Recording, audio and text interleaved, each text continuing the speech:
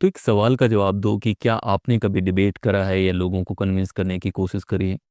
और अगर आपने कोशिश करी है तो क्या ईज़िली आप उनको कन्विंस कर पाए? अगर ईज़िली आप कन्विंस नहीं कर पाए हैं तो आप सही जगह हैं। आज मैं आपको सिखाने वाला हूँ कि आप आसानी से लोगों को कन्विंस कैसे करते हैं या आसानी से डिबेट कैसे जीत जो बातें मैं बताने वाला हूँ, वो मेरी बातें नहीं हैं। वो एक थिंकर थे अरिस्टोटल जिन्हें हम अरस्तू भी बोलते हैं, उनका एक तरीका था जिसे हम रिटोरिक बोलते हैं और वो 3 बातें यूज़ करके लोगों को कन्विंस करने की बातें करते हैं।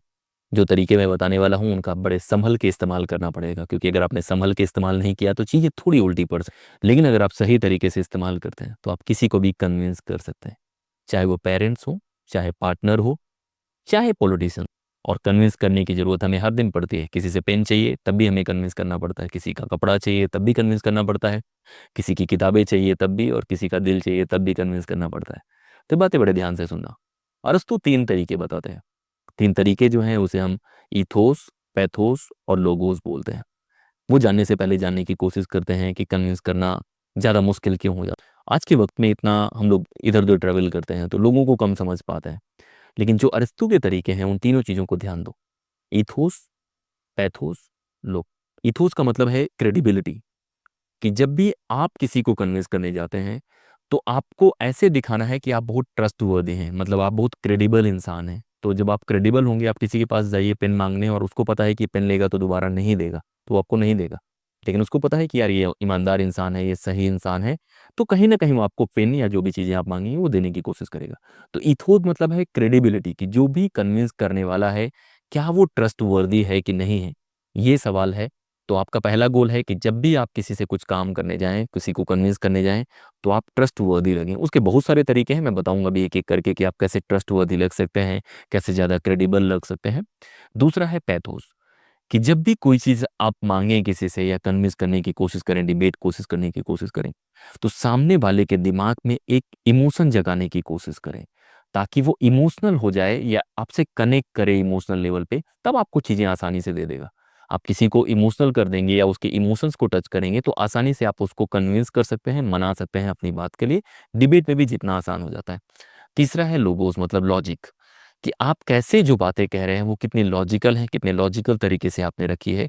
वो भी बड़ा इफ़ेक्टिव तरीका होता है, कोई भी चीज़ कन्विंस करने के लिए या डिबेट जीतने के लिए। अब बातें करते हैं एक-एक तरीके से कि मान लीजिए कि आप इथोस बनाना चाहते हैं, ट्रस्ट बनाना चाहते हैं, उसके कौन से तरीके होते हैं। ये डिबेट के लिए भी इस्तेमाल होता है, कन्विंस करने के लिए होता है। जब भी आप पढ़ाई कर रहे होते हैं तो आपकी पर्सनैलिटी जो पास्ट में है, अगर आपके जानने-पहचानने वाले हैं तो ऑलरेडी आपका एक इमेज होगा। खासतौर पे जो बच्चे पढ़ाई करते हैं, उनकी अच्छी इमेज होती है, अगर वो सीरियस हैं, अच्छे से बातें करना जानते हैं। तो अगर आप अच्छी पढ़ाई कर रहे हैं, तो अपने आप में आपका इथोस अच्छा है कि कोई बाहर से आप घर जाते होंगे, किसी को कोई काम बोलते होंगे, तो ज़्यादातर चांसेस हैं कि ना नहीं होता होगा। वो इसी वजह से है क्योंकि लोग आपको ट्रस्ट करते हैं, आपकी क्रेडिबिलिटी है। इसको बढ़ाने के और भी तरीके अच्छे से ड्रेस करना, खुद को सही से रखना और अपनी बातें सही से कहना भी एक बड़ा गुण होता है और अगर वो चीज़ें आप फ़ॉलो कर तो लोगों के दिमाग में हमेशा रहता है कि ये लड़का अच्छा है, लड़की अच्छी है, या अच्छे से अपनी बातें रख पाता है। दूसरा है एक ट्रस्ट और भी जनरेट कर सकते हैं कि जब भी आप किसी से बातें कर रहे हो, आप फैक्चुअल अच्छी बातें करेंगे, नॉलेजेबल बातें करेंगे तब भी ट्रस्ट बनता है। मान लीजिए कि मैं डिबेट करना चाहता हूँ जम्मू-कश्मीर के ऊपर। ये जम्मू-कश्मीर में जो बातें अभी हो रही हैं या मैं पार्लियामेंट और सुप्रीम कोर्ट के बीच में जो टकराव हो रहा है, वहाँ पे मैं अपनी बातें कहना मैं क्रेडिबिलिटी कैसे बढ़ा सकता हूँ? पहला है कि मैं बताऊँगा कि ये जो पीएचडी स्कॉलर और ये पॉलिटिकल साइंस पढ़ने के बाद मैं आपको ये बता रहा हूँ कि चीज़ें ऐसी नहीं हैं जैसे आप देख रहे हैं। अब यहाँ पे मैं ये भी बोल सकता था कि चीज़ें ऐसी नहीं है जैसे आप देख रहे हैं, लेकिन ये बोलना कि पीएचडी करने के बाद, इतना भारत का संविधान पढ़ने के बाद अगर मैं ये कह और भारत का संविधान ये कहता है, तो मैं अपनी क्रेडिबिलिटी भी बढ़ा रहा हूँ। कैसे?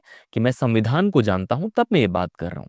तो संविधान के माध्यम से मैं अपनी क्रेडिबिलिटी बढ़ा रहा हूँ, अपने नॉलेज के माध्यम से क्रेडिबिलिटी बढ़ा रहा हूँ और ये कहते हुए तीसरा मैं कह सकता हूँ कि जम्मू कश्मीर की सिचुएशन देखते हुए या पहले आर्मी का पार्ट होने की वजह से कोई आर्मी वाला इंसान है तो उसकी क्रेडिबिलिटी हाई हो जाएगी। अगर आप डिबेट करेंगे जम्मू कश्मीर के मुद्दे पे, टेररिज्म के मुद्दे पे और कोई आर्मी से इंसान है तो उसकी क्रेडिबिलिटी ऑलरेडी हाई है। ये भी आपको देखना है कि आप किससे डिबेट कर रहे हैं। तो ये तो मेरा तरीका हो गया। दूसरा ड्रेसिंग का बहुत इंपॉर्टेंट रोल मुझे लगता है कि अगर आप अच्छा ड्रेस रहते हैं, अच्छे से कोई बातें कहते हैं, उसका असर पड़ता है क्योंकि जो आपको जानते हैं, जानते हैं। लेकिन बहुत बार आप अनजान जगह पे भी डिबेट करते हैं। मान लीजिए कि वहाँ पे जो क्राउड है वो आपको नहीं जानता। तो आपको क्राउड को दिमाग में रखना है अपनी क्रेडिबिलिटी बनाने के लिए। तो क्राउड आपको जानता ही नहीं, तो उसको लगेगा रैंडम इंसान है, लेकिन वो जान जाएगा कि हाँ यार ये पीएचडी स्कॉलर है, संविधान जानता है, ये सारी बातें करता है, तो वहाँ से बहुत सारा ऑडियंस होगा जो बोलेगा नहीं यार ये जो भी कह रहा है सही कह रहा होगा। तो क्रेडिबिलिटी हमेशा इंपॉर्टेंट होती है, और उसके लिए अच्छी भाषा, अच्छा ड्रेस, अच्छे तरीके से बातें रखना और संयम से बातें रखना, तो लगेगा कि सही इंसान है। तो ये तो क्रेडिबिलिटी वाला पार्ट है। अब ये तो मैंने डिबेट वाले पार्ट में बता दिया।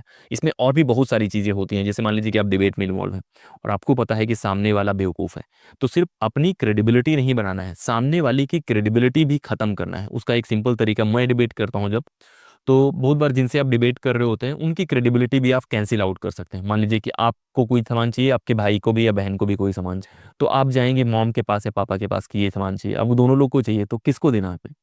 तो उसमें क्रेडिबिलिटी वर्क करती है। तो आप या तो अपना इंक्रीज कर लो कि नहीं यार इसको ज़्यादा ज़रूरत है, ये काम चाहिए, या तो आप सामने वाले की क्रेडिबिलिटी डिक्रीज कर दो कि यार ये तो कल भी लेके गया था। तो वो क्रेडिबिलिटी सामने वाले की भी आपको डैमेज करनी है, उसके अलग तरीके हो सकते हैं। कि प्रोवोक करना एक स्ट्रेटजी होती है जो मैं यूज़ करता हूँ, कि अगर मैं डिबेट कर रहा हूँ तो मैं नहीं चाहूँगा कि सामने वाला बहुत कंफर्टेबल होके मेरे से डिबेट करे। हमेशा उसको प्रोवोक करो, कोई ऐसा पॉइंट अगर आपको पता है जिसके बाद वो नॉर्मल नहीं रहेगा, वो अपनी बातें आसानी से नहीं कहेगा। अगर वो बातें आसानी से नहीं कहेगा, चिल्लाएगा, तो अपने आप लोगों को लगने लग जाएगा कि यार ये चिल्ला रहा है, ये बहुत ज़्यादा अच्छा डिबेट नहीं कर रहा है। तो उस तरह से कर सकते हैं। या किसी आप पॉलिटिकल इंसान से इन्वॉल्व हैं किसी डिबेट में, तो उसको कन्फ्यूज कर दें। कन्फ्यूज करने का मतलब है कि आप पॉलिटिक्स पे डिबेट कर रहे हैं, एक पार्टी का कोई प्रवक्ता कुछ बोल देता है, दूसरा बोल देता है, और पॉलिटिकल पार्टीज में इतने गैप होते हैं, वो कभी ना कभी गलत करते हैं, गलत स्टेटमेंट देते हैं, तो आप वो यूज़ करके उसको डैमेज कर सकते हैं। तो ये तो क्रेडिबिलिटी वाला पार्ट है, कैसे आप क्रेडिबिलिटी खत्म करेंगे। और उसमें बहुत सारी चीज़ें वर्क करती हैं, कि कल तो आप ऐसा कह रहे थे, ये भारतीय संविधान तो ऐसे कहता है। इसमें आप सामने वाले के कॉन्फिडेंस से भी खेल सकते हैं। अगर आपको लगता है कि सामने वाला थोड़ा कम कॉन्फिडेंट है, ज़्यादा चिल्ला रहा है, तो उससे कुछ सवाल पूछ सकते हैं कि अच्छा ठीक है, ये जो जम्मू कश्मीर की घटना हुई है, इसके पहले वाली जो घटनाएं हुई हैं कैसे हुई हैं, या अगर वाटर ट्रीटी पे वो बातें कर रहा है तो उसे ब्रह्मपुत्रा के बारे में पूछ लेना है, या कोई लॉ जो 1960 का है उसके बारे में पूछ लेना है। तो ये तरीके हो सकते हैं क्रेडिबिलिटी को डैमेज करने वाले। ये हमेशा वर्क नहीं करेंगे, लेकिन ज़्यादातर वर्क करते हैं, और लगभग 12 साल 13 साल से मैं डिबेटिंग कर रहा हूँ, तो ये वर्क करते हैं, वो चीज़ें मैं कह रहा हूँ। दूसरा इशू आता है इमोशन वाला ही, जिसे हम पैथोस बोलते हैं, कि सामने वाले के इमोशन कैसे जनरेट। हमेशा ऑडियंस ध्यान में रखो कि ऑडियंस कौन सा है। अगर मैं ऐसे लोगों के बीच में डिबेट कर रहा हूँ जहाँ पे ज़्यादातर किसान हैं, मजदूर हैं, तो मैं उनकी भाषा में बात करने की कोशिश करूँगा, कि इसी टीआरएफ ने 10 मजदूरों की जान ले ली, या जो पार्लियामेंट है उसने बहुत सारे ऐसे लॉज बनाए हैं जो मजदूरों के फेवर में है, सुप्रीम कोर्ट रोक देता है। तो आपको ऑडियंस को दिमाग में रखना है, उसके फायदे की बातें भी करनी है, उसके इमोशन से भी कनेक्ट करना है, और उसकी लाइफ में जो हो रहा है उससे कनेक्ट करना है। अगर आप देखते हैं कि कोई आर्मी वाला डिबेट में है या उस तरह के माहौल में डिबेट कर रहे हैं, कहीं आप स्टूडेंट्स के बीच में डिबेट कर रहे हैं, तो आप एम्प्लॉयमेंट के बारे में बातें कर सकते हैं, उनका फैमिली प्रेशर के बारे में बातें कर सकते हैं। महिलाओं के बीच में आप डिबेट कर रहे हैं, तो उनके बीच में जो उनके इश्यूज हैं उनको कनेक्ट करेंगे। और ये ईमानदारी से भी होना है, कि अगर आप डिबेट कर रहे हैं तो आप जानबूझ के ऐसे लोगों के लिए डिबेट करिए जो वास्तव में कमज़ोर हैं। जो लोग कमज़ोर हैं, जब आप उनके लिए डिबेट करते हैं, उनके हक की बातें करते हैं, उनसे ज़्यादा ना तो आपको कोई रिस्पेक्ट करेगा, ना प्यार करेगा। आप यूट्यूब की दुनिया में देखने की कोशिश करें, जो सबसे हिट लोग हैं वो लोग हैं जो सबसे कमज़ोर वर्ग की बातें करते हैं, मज़दूरों की, महिलाओं की, जो गरीब हैं, जो कमज़ोर हैं, उनकी बातें करते हैं, क्योंकि लोग प्यार देते हैं उससे। तो आपको वो कनेक्ट करना है। फिर जो लैंग्वेज है, मान लीजिए कि आप मज़दूरों के लिए बातें कर रहे हैं, इंग्लिश में डिबेट कर रहे हैं, सामने वाला कनेक्ट ही नहीं करेगा। तो आपको लैंग्वेज का ध्यान रखना है, आपको इमोशंस का ध्यान रखना है, आपको सामने वाले के इमोशन को ट्रिगर करना है। धर्म पे आप डिबेट कर रहे हैं तो बहुत आसान हो जाता है बहुत बार धर्म को ट्रिगर करना, कि नहीं आपके धर्म में ये सारी चीज़ें होती हैं। बहुत बार इस तरह की चीज़ों से थोड़ा बचना भी चाहिए, कभी भी कंट्रोवर्शियल और हेट्रेड वाली बातें नहीं करनी चाहिए। लेकिन कन्विंस करने में आप इमोशंस का यूज़ करेंगे तो बेहतर होगा। दूसरा है इमोशंस फेस पे आने चाहिए। बहुत बच्चे क्या करते हैं, जब वो डिबेट कर रहे होते हैं तो इमोशनल हो जाते हैं। आपको कन्विंस करते समय और डिबेट करते समय इमोशनल नहीं होना है। इमोशंस रखने हैं। जैसे मैं आपसे बातें कर रहा हूँ, तो मैं इमोशनल नहीं हूँ, मुझे पता है कि मैं क्या बोल रहा हूँ, मुझे पहला पॉइंट पता है, दूसरा पता है, तीसरा है। लेकिन जब भी मैं बातें कर रहा हूँ, मेरे फेस पे आ रहा होगा, स्माइल आ रहा होगा, तो ये इमोशंस रखने हैं, इमोशनल नहीं होना है। दोनों के बीच में फ़र्क है। सेम है, आप रिलेशनशिप में जाने के लिए हैं, आप पहले ही प्लान कर रहे हैं किसी को डेट करने का, प्यार करने का, और आप पहले ही इमोशनल हो गए एकदम कि यार सामने वाले में जाते ही आप भूल जा रहे हैं आपको क्या बोलना है। आप कभी कन्विंस नहीं कर पाएँगे, क्योंकि आप वो बोल ही नहीं पाएँगे जिससे वो कन्विंस हो जाएगा। तो इमोशनल हो जाएँगे तो आप अपना प्लान ऑफ एक्शन नहीं कर पाएँगे। धोनी का स्टाइल में है, जितना नॉर्मल रखेंगे उतना बेहतर होगा। फिर आप इमोशंस का यूज़ कर रहे हैं आपको, तो ये आप ध्यान रख सकते हैं। पेरेंट्स के साथ तो बहुत ज़्यादा ट्रिक मत इस्तेमाल करना, क्योंकि वो बहुत ज़्यादा आपको जानते हैं। तो बहुत बच्चे ऐसे होते हैं जो पेरेंट्स के पास जाते हैं, कोई बात माँग मनवानी होती है कि ट्रिप पे जाना है, नहीं जाना है। तो पेरेंट्स बिहेवियर जान रहे होते हैं, तो उनसे इस्तेमाल करोगे तो उल्टा पड़ जाएगा। लेकिन इमोशंस का यूज़ आपको आना चाहिए। दोस्तों के साथ कैसे इमोशंस का यूज करेंगे, रिलेशनशिप में कैसे इमोशंस का यूज करेंगे, तब कन्विंस करना बहुत आसान हो जाता है। खासतौर पे कुछ लोगों की वीकनेस होती है, जैसे कुछ लोग खाने को लेके वीक होते हैं, कुछ लोग फैशन को वीक होते हैं। मान लीजिए कि आप कहीं ट्रिप पे जाना चाहते हैं और आप किसी को कन्विंस कर रहे हैं, मान लीजिए कि आप अपनी माँ को कन्विंस कर रहे हैं, पेरेंट्स को कन्विंस कर रहे हैं। या सिंपल एग्जांपल मैं आपको बताता हूँ कि अगर मैंने बाल बड़े करे हुए हैं तो मुझे अपने पेरेंट्स को कन्विंस करना है कि बाल मैंने बड़े क्यों करे हुए हैं। तो मेरे अपने रीज़न हो सकते हैं कि मैंने क्यों बड़े करे हैं, लेकिन मुझे अगर कन्विंस करना है तो मैं सबसे पहले बोलूँगा कि ये मैंने मनौती मान रखी है, या कोई भी ऐसा रीज़न जो थोड़ा धार्मिक होगा, जो मेरी माँ को कनेक्ट करेगा। हो सकता है मैंने माना भी हो, लेकिन वो एक तरीका होता है कोई चीज़ कहने का, कन्विंस करने का। तो उनकी लैंग्वेज में बात करेंगे तो उनके पास भी एक रीज़न हो जाएगा किसी और को बताने का। तो ये तरीका मैं इस्तेमाल करता हूँ, ये बहुत इंपॉर्टेंट है। इमोशन वाला जो पार्ट है वो आपको ध्यान। तीसरा जो तरीका है जिसे हम लोगोस बोलते हैं, मतलब लॉजिक बोलते हैं, वो हमेशा वर्क करता है। वो क्रेडिबिलिटी से भी आता है। अगर आप बहुत लॉजिकल हैं तो आप क्रेडिबल होंगे। लॉजिक हमेशा इस्तेमाल करो। कोई भी चीज़ कैसे कहनी है उसका एक स्ट्रक्चर होता है। आप एक क्लेम करते हैं, जैसे मान लीजिए आपने बोला कि जो पार्लियामेंट और सुप्रीम कोर्ट के बीच में हो रहा है ये सही नहीं है, ये आपका क्लेम है। उसके बाद आप आर्ग्यूमेंट लाएंगे कि क्यों सही नहीं है, क्योंकि देश संयम से चलता है, सबकी जवाबदेही है। और ये चीज़ें जब आप करते हैं एक स्ट्रक्चर में तो ज़्यादा अच्छा आर्ग्यूमेंट करते हैं, ज़्यादा कन्विंसिंग करते हैं। इसके अलावा भी बहुत सारी तरीके होते हैं जिससे आप कन्विंस कर सकते हैं, डिबेट जीत सकते हैं। जो बातें मैंने बताई हैं आपको याद रखना है, इथोस, पैथोस, लोगोस।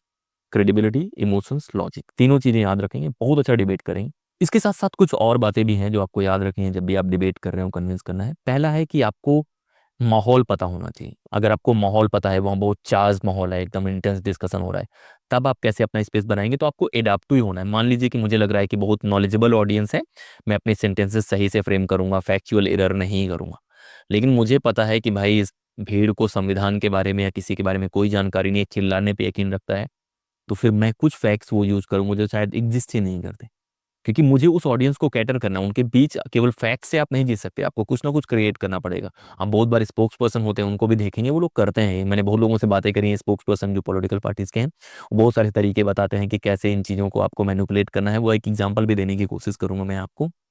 तो एक स्पोक्स पर्सन है, नाम मैं नहीं लूँगा, उन्होंने मुझे बहुत अच्छी ट्रिक बताई। उन्होंने कहा कि एक टीवी डिबेट हो रही थी, तो किसी एक बड़े पॉलिटिशियन ने इल्ज़ाम लगाया कि आपकी पार्टी ने एक पार्क बनवाने में वहाँ पे जो सपेरे होते हैं उनको 1 करोड़ रुपए दे दिए सिर्फ़ साँप पकड़ने के लिए। तो उन्होंने कहा ये डिफ़िकल्ट तो था जवाब देना कि क्योंकि करप्शन का चार्ज लग रहा था, लेकिन उन्होंने जो जवाब दिया वो बड़ा इंटरेस्टिंग जवाब। उन्होंने कहा कि अगर एक वीआईपी नेता होता है, उसकी जान की फ़िक्र करने के लिए आप हर साल करोड़ रुपए खर्चा कर सकते हैं। लेकिन पार्क में आने वाला एक आम इंसान आता है, एक गरीब आता है, एक मज़दूर आता है, एक किसान आता है, उसकी जान की कोई कीमत नहीं है। मतलब पार्क में अगर साँप एक्ज़िस्ट कर रहे हैं, उससे लोगों को दिक्कत होगी, तो उनकी जान बचाने के लिए अगर 1 करोड़ नहीं 10 करोड़ भी लगाना पड़े तो बहुत सही है। अब इस चीज़ को आप सोचने की कोशिश करो कि उन्होंने सीधे लोगों के इमोशन से कनेक्ट करा, लॉजिकल तरीके से कनेक्ट करा। तो आपको एडॉप्टिव होना है, आपको माहौल पकड़ना है और आपको लोगों के इमोशंस को कनेक्ट करना है। तो आपको एडॉप्टिव होना है। दूसरा है कि आपको रिपीट में बहुत चीज़ें बोलनी है। जैसे जब भी आप संविधान पे डिबेट करेंगे, आप न्याय के बारे में बोलेंगे, आप समानता के बारे में बोलेंगे, आप संविधान के बारे में बोलेंगे, आप इंडियन नेशनल मूवमेंट के बारे में बोलेंगे, ज़्यादा ईज़ी हो जाता है डिबेट करना। तो ये तो बातें हो गई कैसे कन्विंस करना है, कैसे डिबेट करना है।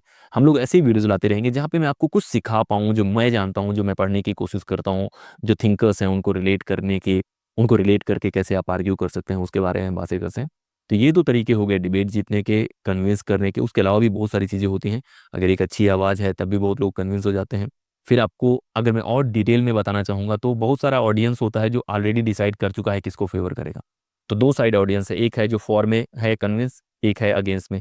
तो 20% मान लेते हैं कि कन्विंस्ड है इधर, 30% इधर है, तब भी 50% का जो मार्जिन है, आपको हमेशा जो न्यूट्रल ऑडियंस है, उसको अपने साइड लाने के बारे में सोचना है। जो आपका है वो तो है, लेकिन जो न्यूट्रल जिधर जाएगा वही जीतेगा। सेम चुनाव में होता है, सेम कन्विंस करने वाले में होता है।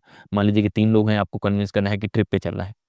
तो एक इंसान है जो एकदम क्लियर है कि नहीं जाना उसको, एक इंसान है जो क्लियर है कि जाना है। तो आपको सिर्फ़ एक इंसान को कन्विंस करना है, जो अभी कन्फ्यूज़ है कि उसको जाना है कि नहीं जाना है। तो ऐसे ही तरीके हम लोग लेके आते रहेंगे कि कैसे आप कन्विंस कर सकते हैं। ये तरीके आप इस्तेमाल कीजिएगा, तो अपने रिस्क पे इस्तेमाल कीजिएगा। क्योंकि मैं यहाँ पे जो बता रहा हूँ, मैं जब अप्लाई करता हूँ, तो मैं और भी बहुत सारे फैक्टर्स दिमाग में रखता हूँ कि क्राउड जो है बहुत वायलेंट तो नहीं है, फैमिली में बहुत ज़्यादा प्रॉब्लम तो नहीं है कि मेरे बोलते ही ना हो जाएगा। तो बहुत सारे फैक्टर्स हैं जो आप ध्यान में रखेंगे।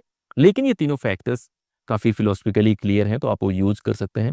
मैं ऐसी वीडियोज़ लाने की कोशिश करूँगा जहाँ पे आप रिलेट कर पाएँ। लगातार ऐसे ही बने रहिए। आप लोग बहुत अच्छा सपोर्ट कर रहे हैं। अगर आपने सब्सक्राइब नहीं किया है तो कर लीजिए, क्योंकि अगर आप सब्सक्राइब कर लेंगे तो अगला वीडियो आप मिस नहीं करेंगे। मैं तो वीडियो बनाता रहूँगा। इस वीडियो में इतना ही।